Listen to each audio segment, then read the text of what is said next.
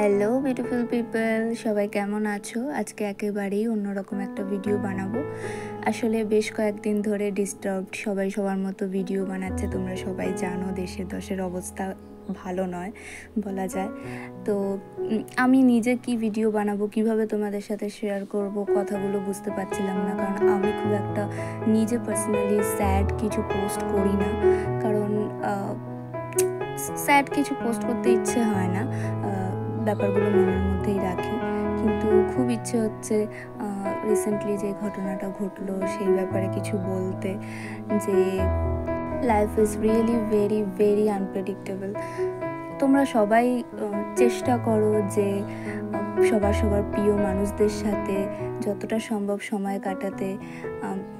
ফ্যামিলির সবার সাথে যদি একটু সময় কাটাতে ইচ্ছে হয় তাহলে বেশি দেরি করো না, কাটিয়ে নাও। কাউকে যদি সরি বলার থাকে তাহলে বলে নাও, কারোর সাথে যদি ঝামেলা ঝগড়া মিটমাট করার থাকে করে নাও।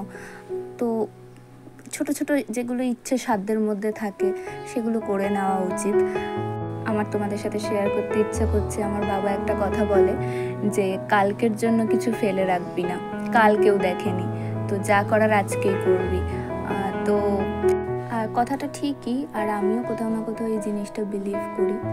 তো যাই হোক, তোমরা সবাই সুস্থ থেকো, সাবধানে থেকো। আজকে একটা বৃষ্টির দিন, আমি ছোট ছোট কতগুলো ক্লিপস নিয়ে ভিডিওটা এডিট করেছি।